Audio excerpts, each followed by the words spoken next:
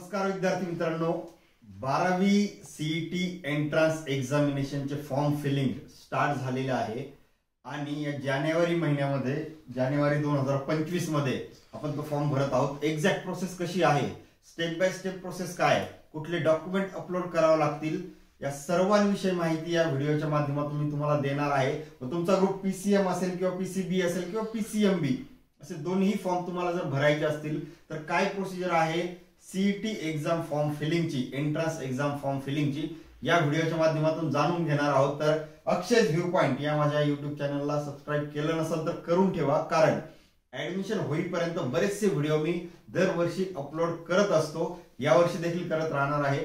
चला तर आपण व्हिडिओ सुरू करूयात। आता सीईटी एक्झाम फॉर्म फिलिंग जे असतं, तुम्ही गुगलला जरी गेला तरी state common entrance cell Maharashtra असं जरी टाईप केलं तरी सुद्धा तुम्हाला जे स्टेट कॉमन एंट्रन्स सेलची जी वेबसाईट आहे तिथं जाता येईल। ओके, तर आता ही जी गव्हर्नमेंट ऑफ महाराष्ट्र एंट्रन्स सेलची जी वेबसाईट आहे त्यामध्ये राईट साइडला इथं काही टॅब दिल्यात पहा, त्यामध्ये सेकंड टॅब जे आहे सीईटी एक्झामिनेशन पोर्टल 2025-26 साठी। ठीक आहे, तर तुम्हाला इथं क्लिक करायचं आहे। ठीक आहे, तिथं क्लिक केल्याच्या नंतर एक अशा टाईपचं पेज ओपन होईल।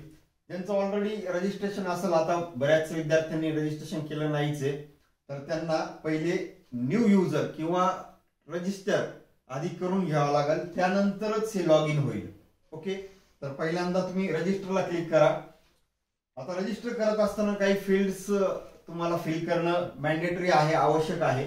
सगळ्यात पहिले तर त्यांनी दिलंय first name and middle name, तुमचं नाव आणि वडिलांचं नाव जे काही असेल, आणि ऍज पर एसएससी मार्कशीट 10वीच्या किंवा 12वीच्या मार्कशीटवर जसं तुमचं नाव आहे, तुमचं आणि वडिलांचं नाव म्हणजे फर्स्ट नेम आणि मिडल नेम असं तिथं लिहायचंय।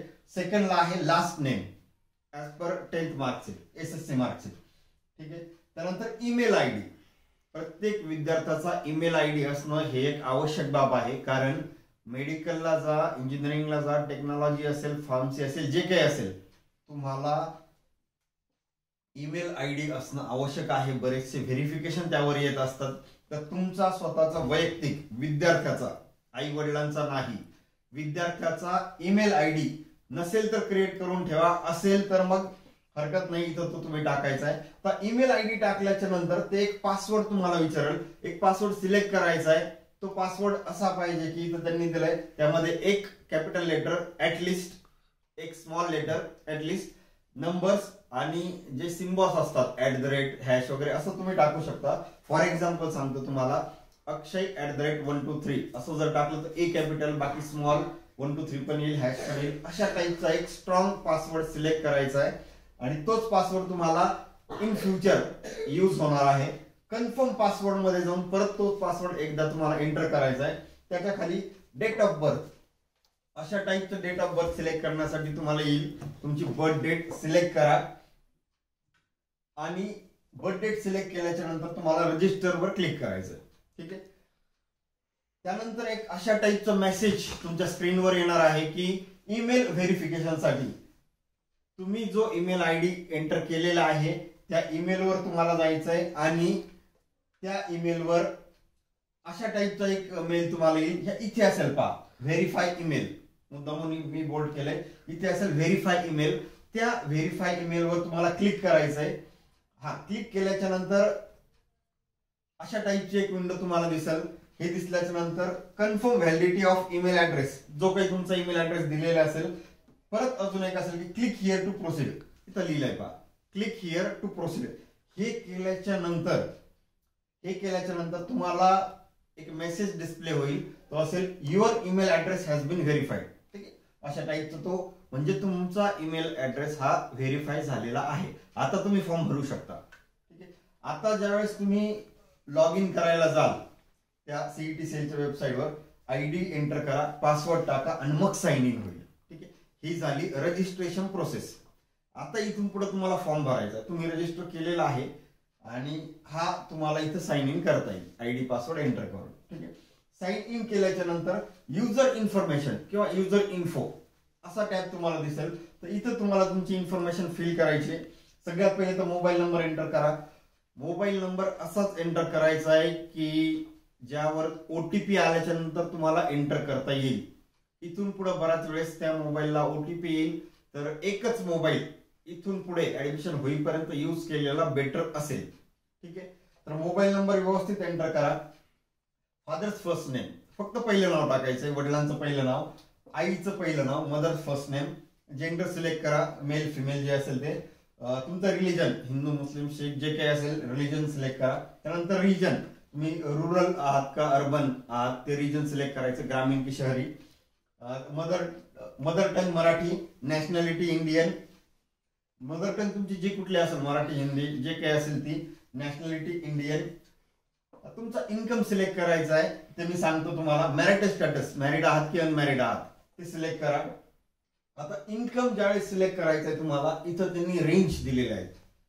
उत्पन्नाच्या दाखल्यावर म्हणजेच इन्कम सर्टिफिकेटवर जे काही उत्पन्न असेल, किती रेंज मध्ये आहे, 50,000 ते 1 लाख आहे, 2 लाख ते 4 लाख, जे काही असेल, 2 लाख ते 3 लाख आहे, 2 लाख ते 2.5 लाख आहे, तुम्हाला ती रेंज द्यायची. तिथं एक्झॅक्ट इन्कमची जी जे आकडा आहे तो आकडा टाकायचा नाहीये, रेंज इथं तुम्हाला ती द्यायची.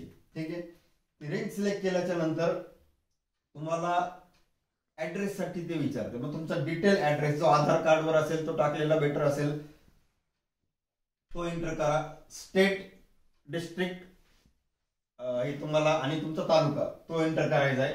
ते झाल्यावर तुमचं महाराष्ट्राचं डोमिसाईल आहे की नाही, येस ऑर नो. महाराष्ट्रातलेच कॅन्डिडेट असाल तर येस करा. मायनॉरिटी डिटेल्स, ठीक आहे, वेगवेगळ्या मायनॉरिटीज असतात, म्हणजे आपण जैन मायनॉरिटी आहे, मुस्लिम मायनॉरिटी आहे, असेल तर येस करा, नसेल तर नो म्हणा. ठीक आहे. पर्सन विथ डिसॅबिलिटी, डिसॅबिलिटी काही अपंगत्व आहे का, असेल नसेल तर मग येस किंवा नो येईल.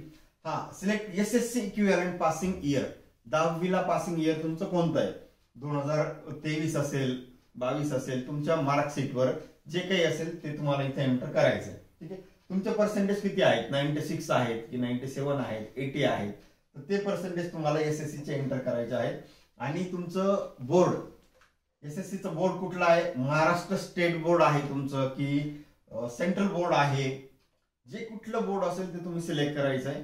मी ज्या विद्यार्थ्याचा फॉर्म फिल केला त्याचं महाराष्ट्र स्टेट बोर्ड होतं, मी तिथं ते सिलेक्ट केलेलं आहे. ठीक आहे, आता यानंतर आपण हे सगळं फिल केल्याच्या नंतर ते तुम्हाला विचारेल की are you appearing or appeared for 12th science or 12th HSC or diploma exam in 2025. म्हणजे इथं मी ते इंटेन्शनली थोडंसं बोल्ड केलंय, मोठं केलंय की या वर्षी तुम्ही 12वी शिकत आहात का, किंवा तुमचं 12वी जरी झालेलं असेल नसेल, जे काही आहे तिथं तुम्हाला येस किंवा नो करायचंय.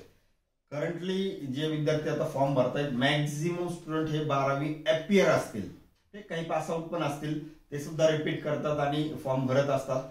जर तुम्ही अपिअरिंग असाल, इथं मेन्शन केलंय 12वी साठी, तर त्याला यस करा. आणि कॉर्नरला इथं आहे पहा सेव्ह चेंजेस, सेव्ह चेंजेसला क्लिक करा. ते क्लिक केल्याच्या नंतर असा एक टॅब ओपन होईल. तर या टॅब मध्ये आता जायचंय कुठं, तर प्रोफाईल तर तुमची झाली, तुम्ही आता करत होता. सीईटी रजिस्ट्रेशन इकडे लिहिलंय पहा मी, सीईटी रजिस्ट्रेशन, त्याला तुम्हाला क्लिक करायचंय. क्लिक केल्याच्या नंतर हे ओपन आहे पहा, थोडंसं झूम केलंय मी, सीईटी रजिस्ट्रेशन, इथं तुम्हाला क्लिक करायचंय. हे क्लिक केल्याच्या नंतर हे पाहता बऱ्याचशा टॅब इथं दिसतील. आता यापैकी तुम्हाला यूजी, पीजी, ऍग्रिकल्चर बरंचसं दिलेलं आहे. यूजी म्हणजे अंडर ग्रॅज्युएशन कोर्सेस, 12वी नंतर जिथं कुठं तुम्ही एज्युकेशन घेणार असाल ते अंडर ग्रॅज्युएशन कोर्सेस असतात. ठीक आहे, तर तुम्हाला इथं अप्लाय करा. यूजीच्या अंडर जे आहे एमएसटी सीईटी 2025. ठीक आहे, इथं क्लिक करायचं आहे. तिथं क्लिक केल्याच्या नंतर हे पाहिजे इथं दिलंय एमएसटी सीईटी रजिस्टर नाव. ठीक आहे, तिथे क्लिक करा. ते क्लिक केल्याच्या नंतर अशी एक टॅब ओपन होईल आणि इथे तुम्हाला हे जे पेज आहे, जी काही इन्फॉर्मेशन दिलेली आहे ती पूर्णपणे आणि केअरफुली रीड करून घ्या. ठीक आहे, इथं बऱ्यापैकी इन्फॉर्मेशन दिलेली आहे, ती तुम्ही सगळी रीड करायची आहे. थोडंसं खाली स्क्रॉल केल्याच्या नंतर तुम्हाला इथे एक टिक करायचं आहे. तुम्ही हे सगळं रीड केलंय, ते ब्राउझर रीड केलेलं आहे, डाउनलोड केलेलं आहे, इथं टिक करायचंय. आणि नंतर पहिले टिक करा आणि नंतर क्लिक करा आय ऍक्सेप्ट अँड प्रोसीड. तर लिहिलंय मी आय ऍक्सेप्ट अँड प्रोसीड. ते क्लिक केल्याच्या नंतर असं एक पेज येईल तुमच्या समोर. तर तुम्हाला कॅन्डिडेट्स फुल नेम, तुमचं पूर्ण नाव टाकायचं आहे जसं तुमच्या 10वी किंवा 12वीच्या मार्कशीटवर असेल त्यानुसार. ठीक आहे, तुमचं पूर्ण नाव इथं येईल, वडिलांचं नाव, आईचं नाव, फर्स्ट नेम फक्त टाकायचंय, जेंडर तुमचं मेल फिमेल ते सिलेक्ट करा, मॅरिटल स्टेटस, बर्थ डेट, त्यानंतर तुमचा धर्म रिलिजन कुठला आहे ते सिलेक्ट करायचं आहे, कुठल्या भागाचे रहिवासी आहेत ते पहा, ऍड्रेस तुमचा जो काही ऍड्रेस असेल तो तुम्हाला डिटेल द्यायचा आहे, तो दिल्याच्या नंतर तुमचा तालुका डिस्ट्रिक्ट सिलेक्ट करा, पिन कोड केअरफुली एंटर करा, त्याच्यानंतर तुमचा मोबाईल नंबर आणि ईमेल आयडी. ठीक आहे, कारण ईमेल आयडीवर जसं व्हेरिफिकेशन आलं तसंच मोबाईलवर ओटीपी देखील येतो. इथे एक कॅप्चा दिला असेल पहा, हा कॅप्चा जो काही असेल तो ऍज इट इज एंटर करा. ठीक आहे, तो एक सिक्युरिटी पिन ज्याला ते म्हटलं जातं, जसं असेल तसं एंटर करा आणि मग नंतर सेव्ह अँड प्रोसीड त्या बटनवर क्लिक करायचंय. ते झाल्याच्या नंतर तुमच्या मोबाईलवर जो कुठला तुम्ही रजिस्टर मोबाईल केलेला आहे, एंटर केलाय, त्या मोबाईलवर एक ओटीपी येईल, तो ओटीपी तुम्ही एंटर करायचा आहे आणि व्हेरीफाय ओटीपी या बटनवर क्लिक करायचंय. ठीक आहे, क्लिक केल्याच्या नंतर एक असं पेज ओपन होईल की registered successfully for MHCET academic year 25-26.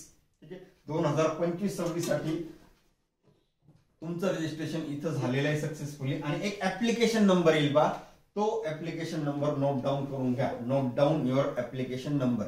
ठीक आहे, अजून बरीचशी प्रोसेस बाकी आहे. ऍप्लिकेशन नंबर नोट डाऊन करून घेतल्याच्या नंतर प्रोसीड बटनवर क्लिक करायचंय. आता इथं असं प्रोसीड वर क्लिक केल्याच्या नंतर एक कंप्लीट दिसेल, बाकी सगळं तुम्हाला इनकम्प्लीट दिसेल. अशा टोटल त्यांनी 9 स्टेप्स दिलेल्या आहेत. 9 स्टेप्स आहेत, त्यातली एक आताशी तुम्ही कंप्लीट केली म्हणजे काय की रजिस्ट्रेशन आणि पर्सनल डिटेल तुम्ही कंप्लीट केलेल्या आहेत. ठीक आहे, यानंतर तुम्हाला आता इनकम्प्लीट जे आहे ते तुम्हाला क्लिक करून कंप्लीट करायचं. फॉर एक्झाम्पल स्टेप 1 तुमची झाली, आता स्टेप 2 इनकम्प्लीट येतं, इनकम्प्लीटला क्लिक करा. इथं क्लिक केल्याच्या नंतर हे पेज होईल. स्टेप 2 काय की डोमिसाइल अँड कॅटेगरी डिटेल. आता हे जे आहे डोमिसाइल, तुम्ही महाराष्ट्राचे रहिवासी आहात का? ठीक आहे, domicile in state of Maharashtra, तर येस करा, असाल तर येस करा, नसेल तर नो करा.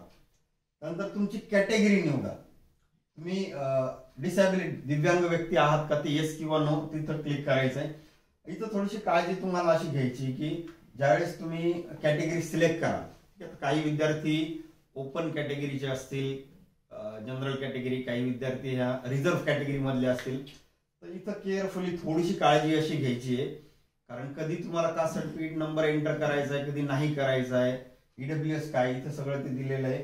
जर तुम्ही ओपन कॅटेगरी निवडत असाल, तुमचं इन्कम तिथे येत आहे, त्यानंतर ते तुम्हाला विचारत आहे की do you belong to EWS, EWS मधून तुम्ही बिलॉंग करता का, तर तुम्हाला ते सिलेक्ट करायचंय. जर तुम्ही यस म्हणत असाल तर तुमची कास्ट तिथं तुम्हाला एंटर करायची आहे.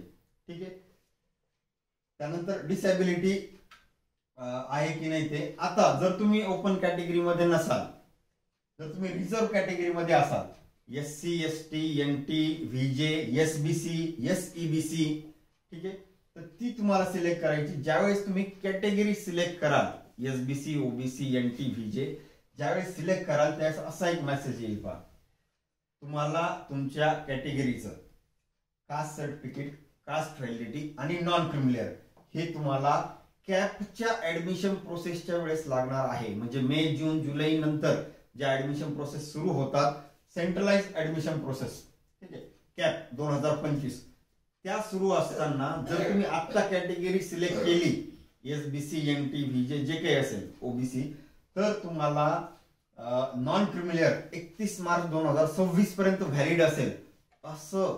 त्याचबरोबर कास्ट व्हॅलिडिटी आणि कास्ट सर्टिफिकेट हे सगळं अपलोड करावं लागेल. तर ते तुमच्याकडे पाहिजे असेल तर मग तुम्ही त्या कॅटेगरी सिलेक्ट करायच्या. ओके, आता फॉर एक्झाम्पल आपण SBC कॅटेगरी सिलेक्ट केली, ठीक आहे, त्यानंतर ते काय विचारते की तुमची कास्ट कुठली आहे, ती कास्ट सिलेक्ट करा. तुम्हाला प्रत्येकाला माहित असेल, आपापल्या कास्ट सर्टिफिकेट वर बघायचंय आणि मग कास्ट सिलेक्ट तुम्हाला सिलेक्ट करायची. ठीक आहे, आता ते झाल्याच्या नंतर दुसरी आणि महत्वाची गोष्ट, तुमच्याकडे कास्ट सर्टिफिकेट आहे का, तर ते 3 ऑप्शन्स तुम्हाला देतील. अवेलेबल असेल तर मग अवेलेबल करा. जर अप्लाय केलंय पण आलेलं नाहीये, अप्लाइड बट नॉट रिसिव्ड, हे व्हॅलिडिटीच्या बाबतीत होतं बऱ्याच वेळेस.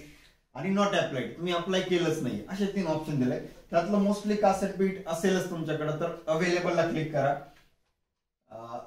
जर असेल तर ते तुम्हाला कास्ट सर्टिफिकेटचा नंबर विचारेल. ओके, जो नंबर कास्ट सर्टिफिकेटवर असतो माहितीतल्या माणसाला विचारा आणि तो नंबर टाका. ठीक आहे, चुकीचा नंबर टाकू नका. आता कास्ट व्हॅलिडिटी तुमच्याकडे आहे की नाही, ज्यांच्याकडे असेल त्यांनी ते अवेलेबल म्हणायचंय. ज्यांच्याकडे कास्ट व्हॅलिडिटी नाहीये पण तुम्ही ऍप्लिकेशन केलंय, ती करायला टाकलेली आहे, तर applied but not received, apply केलंय तुम्ही, ऍप्लिकेशन केली आहे पण ती अजून आली नाही, त्याची रिसिप्ट तुमच्याकडे आहे. ठीक आहे, अप्लाइड बट नॉट रिसिव्ड असं जर केलं, हे कॅटेगरीच्या मुलांसाठी.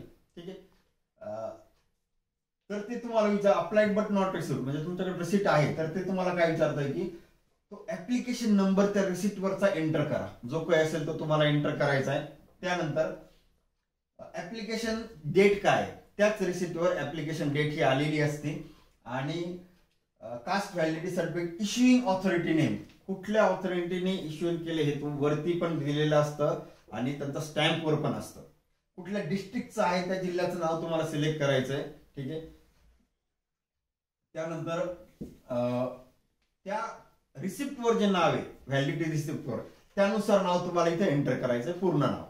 ठीक आहे, आत्ताचा हा जो भाग मी सांगितला परत एकदा रिपीट करतो. ज्या विद्यार्थ्यांनी कास्ट व्हॅलिडिटी अजून काढायला टाकल्या नसतील तर त्यांनी त्या नक्कीच काढून घ्या. नंतर ऍडमिशनच्या वेळेस अडचणी यायला नको, प्रॉब्लेम्स यायला नको. ठीक आहे, तर आत्ताच मी सांगतोय की डॉक्युमेंट कुठले कुठले लागणार आहेत याचा देखील मी व्हिडिओ मागच्या वर्षी बनवला होता, यावर्षी देखील बनवणार आहे. आणि ऍडमिशन रिलेटेड तुमचं कास्ट सर्टिफिकेट रिलेटेड असेल, व्हॅलिडिटी रिलेटेड असेल, असे बरेचसे व्हिडिओ ऑप्शन फॉर्म सिलेक्ट करण्याशी संबंधित असतील, असे बरेचसे व्हिडिओ मी बनवत असतो. तर या चॅनलशी कनेक्टेड राहा जेणेकरून अशा इन्फॉर्मेशन तुम्हाला मिळत राहतील. आता तुम्ही व्हॅलिडिटी वगैरे निवडली, त्यानंतर डिसॅबिलिटी काही आहे का, अपंगत्व काय आहे का, यस असेल तर यस म्हणा, नो असेल तर नो म्हणा. मायनॉरिटी बरेचसे ऑप्शन आपण ऑलरेडी टिक केलेले आहेत, ते बाय डिफॉल्ट येतील. ऑर्फन आहात का म्हणजे अनाथ आहात का, यस असेल तर यस, नो असेल तर नो. ते झाल्याच्या नंतर सेव्ह अँड प्रोसीड इथे क्लिक करा. ओके, आता हे जे पेज ओपन होतं ना यानंतर, तर तिथं सगळी इन्फॉर्मेशन ऑलरेडी फिल्ड असते. कारण पहिल्यांदा आपण भरलेलं की एसएससीचं तुमचं इयर कुठलं आहे, पर्सेंटेज किती आहे, हे फक्त चेक करा आणि सेव्ह अँड प्रोसीड म्हणा. ठीक आहे, हे ऑलरेडी फिलच असेल, सेव्ह अँड प्रोसीड म्हणा. आता पुढची जी स्टेप येणार आहे, ती जी स्टेप आहे ही एक महत्वाची स्टेप असेल. इथं तुम्हाला सिलेक्ट करायचं की तुम्हाला तुमचा ग्रुप कुठला आहे, किंवा तुम्हाला जो कुठला ग्रुप असेल तर एक्झाम कोणती द्यायची. एखाद्याने जर पीसीबी ग्रुपच सिलेक्ट केला असेल, त्याला मॅथमॅटिक्स नसेल तर त्यांनी पीसीबीच करा. एखाद्याला बायोलॉजी नसेल त्यांनी पीसीएम सिलेक्ट करा. ज्या विद्यार्थ्यांना दोन्हीही एक्झाम द्यायच्या आहेत, सीईटीच्या, पीसीएमच्या आणि पीसीबीच्या, बोथ इथं लिहिलंय पहा, बोथ पीसीएम आणि पीसीबी, त्यांना दोन्हीही द्यायचे असतील. चार्जेस तसे पडतील सगळ्यात शेवटी. दोन्ही एक्झाम जर द्यायच्या तुम्हाला त्याची फी जी असेल तर ती कॅटेगरीनुसार वेगवेगळी आहे, मी तुम्हाला सगळ्यात शेवटी सांगतो ती किती फी असेल. ज्यांना 2 एक्झाम द्यायचे त्यांनी पीसीएम पीसीबी असं सिलेक्ट करायचंय. ठीक आहे, आता हे सिलेक्ट केल्यानंतर तुम्हाला मीडियम ऑफ क्वेश्चन पेपर विचारता येते. इंग्लिशमध्ये द्यायचंय, मराठीमध्ये द्यायचं, अजून कुठल्या लँग्वेज मध्ये आहे तर इंग्लिश या विद्यार्थ्यांनी सिलेक्ट केलं होतं. तुम्हाला जी लँग्वेज द्यायची ती सिलेक्ट करा. ठीक आहे, ते कन्फर्म करा. आता त्यानंतर तुम्हाला 4 डिस्ट्रिक्ट निवडायचे की जिथं तुम्हाला एक्झाम देण्यासाठी सोयीस्कर असेल किंवा जवळ असेल. ठीक आहे, समजा एखादा विद्यार्थी मुंबईला राहत असेल त्यांनी मुंबई, पुणे, नाशिक असे देऊ शकतो. एखादा विद्यार्थी नगरमध्ये राहत असेल तर नगर, पुणे, नाशिक आणि जे कुठलं चौथं असेल त्याला जे सोयीस्कर 4 डिस्ट्रिक्ट असतील त्यांनी ते सिक्वेन्शियली द्यावी. सगळ्यात जवळचा जिल्हा पहिला दिलेला बेटर असेल. ठीक आहे, जिथं तुम्हाला एक्झाम देण्यासाठी सोयीस्कर असेल असं ते तुम्ही निवडायचंय. ओके, आता हे आहे की फोटो आणि साईन अपलोडिंगसाठी. तर इथं सगळी इन्फॉर्मेशन दिलेली, फोटो कसा जेपीजी फॉर्मॅटमध्ये पाहिजे किंवा काय फॉर्मॅटमध्ये ते तुम्ही रीड करा व्यवस्थित. आणि इथं सिलेक्ट करा फोटोग्राफला. कम्प्लीट इन्फॉर्मेशन येईल, किती बाय किती मध्ये पाहिजे, त्याची साईज किती असायला पाहिजे, असं सगळं दिलेलं आहे, ते रीड करा.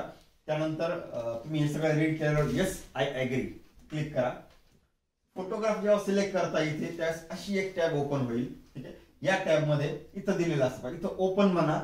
ओपन केल्याच्या नंतर तर तुमचं जिथं कुठं फोटो सेव्ह केला असेल त्या केबी मध्ये तो फोटो ओपन होईल, तो इथं घ्या आणि अपलोड म्हणा. फोटो आल्याच्या नंतर अपलोड असं म्हणा. अपलोड केल्याच्या नंतर तुम्हाला परत एकदा सिग्नेचर सिलेक्ट करायची आहे. सिग्नेचरच्या वेळेस पण अशीच एक टॅब येईल, ओपन करा, साइन अपलोड करा जिथे कुठे असेल, ठीक आहे, आणि ती अपलोड करा.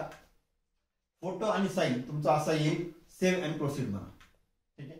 आता यानंतर एक असं आहे की तुमचं आयडेंटिटी प्रूफ ऑफ आयडेंटिटी हे तुम्हाला इथं अपलोड करायचंय. तर इथं सिलेक्ट करा, भरपूर सारे ऑप्शन दिलेले आहेत. तुमच्याकडे आधार कार्ड तर असेलच सगळ्यांकडे, आधार कार्ड घेऊ शकता, पॅन कार्ड आहे, पासपोर्ट आहे, ड्रायव्हिंग लायसन्स आहे, जे काही तुमच्याकडे असेल, ठीक आहे.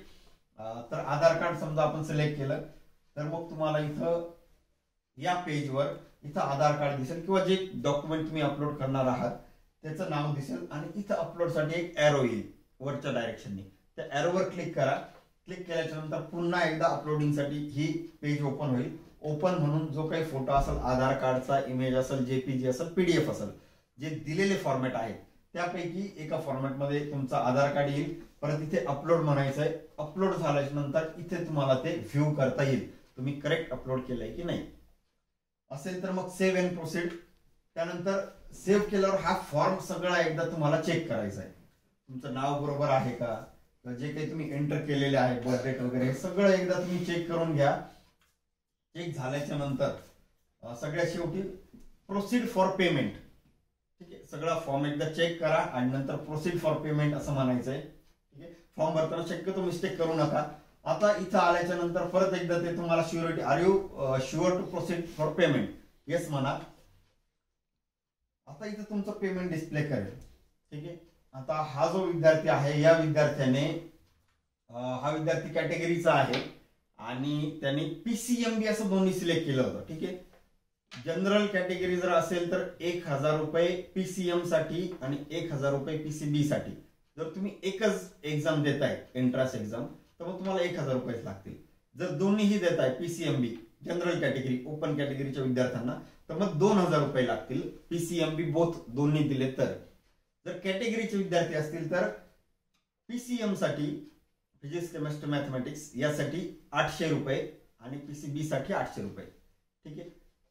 एकच दिली तर 800. या विद्यार्थ्यांनी दोन्हीही टिक केलेलं आहे, पीसीएमबी दोन्ही एक्झाम द्यायच्यात, मग त्याला 1600 रुपये इथं असं आलेलं आहे कॅटेगरी मधला असल्यामुळं. मग ते ऍप्लिकेशन फी आहे, तुम्हाला इकडे टिक करावं लागेल. इथं टिक केल्यावरच ही अमाऊंट इथं दिसेल. इथं टिक करा, 1600 रुपये इथं दिसतील दोन एक्झाम साठी. जे काही असेल, 1600 असेल किंवा 2000 रुपये असेल किंवा 1000 असेल, 800 असेल, तर तुम्ही प्रोसीड फॉर पेमेंट म्हणा. आता इथे तुम्ही कुठलाही ऑप्शन सिलेक्ट करू शकता ऑनलाईन पेमेंटसाठी. रोजर पे, आय ऍग्रीला क्लिक करा, प्रोसीड करा. जसं आपण पेमेंट करतो ना त्याच टाईपचं हे पेमेंट आहे. इन्फॉर्मेशन एकदा करेक्ट आहे की नाही ते चेक करा, ओके म्हणा. शो क्यूआर, जसं आपण क्यूआर कोड इथं क्लिक करा, तुम्ही क्यूआर कोड शो होईल. तो झाल्याच्या नंतर जी अमाऊंट असेल ती तुम्हाला स्कॅन करून फोन पे, गुगल पे, कुठल्याही ऍप थ्रू तुम्ही ते करू शकता. कंटिन्यू अँड पे, कन्फर्मिंग पेमेंटसाठी येईल आणि राईट टिक येऊन जाईल पेमेंट झाल्यावर, आपण जसं करतो. ते झाल्याच्या नंतर एक पीडीएफ जनरेट होईल पेमेंट झाल्याच्या नंतर. तर ती पीडीएफ तुम्हाला डाउनलोड करायची, पूर्ण पहा. सगळ्यात शेवटी तुम्ही प्रिंट करू शकता तो ऍप्लिकेशन फॉर्म. तर ही तुमची ऍप्लिकेशन फॉर्म, हे सगळं फिल झालेलं असेल, सबमिट झालेलं असेल. जी पीडीएफ डाउनलोड होईल, केअरफुली तुमचं नाव, वडिलांचं नाव, तुम्ही दिलेले डिस्ट्रिक्ट, भरलेले मार्क्स एसएससीचे, पीसीएम पीसीबी ग्रुप करेक्ट आहे की नाही आणि फी भरले की नाही, असं सगळं त्या रिसिप्टवर, त्या ऍप्लिकेशन फॉर्मवर येणार आहे. प्रिंट करा, पीडीएफ सेव्ह करून ठेवा, तुमच्या ईमेलवर पण सेव्ह करून ठेवा, ठीक आहे. आणि अशा पद्धतीने तुम्हाला ती पीडीएफ जनरेट होणार आहे, ठीक आहे. तर असेच नवनवीन व्हिडिओ घेऊन, अकॅडमिक रिलेटेड व्हिडिओ घेऊन मी अक्षय's व्ह्यू पॉइंट या चॅनलवर येत राहील. यानंतर देखील ऍडमिशन होईपर्यंत बरेचसे व्हिडिओ, इव्हन डॉक्युमेंट कुठले लागतील काय नाही, आणि मी एक 12वी नंतर पुढे काय असा देखील व्हिडिओ अपलोड केलेला आहे. डिस्क्रिप्शन बॉक्समध्ये मी लिंक टाकतो आहे. तर फॉर्म व्यवस्थित भरा आणि चॅनलशी कनेक्टेड राहा. व्हिडिओ शेवटपर्यंत बघितल्याबद्दल सगळ्यांना थँक्स.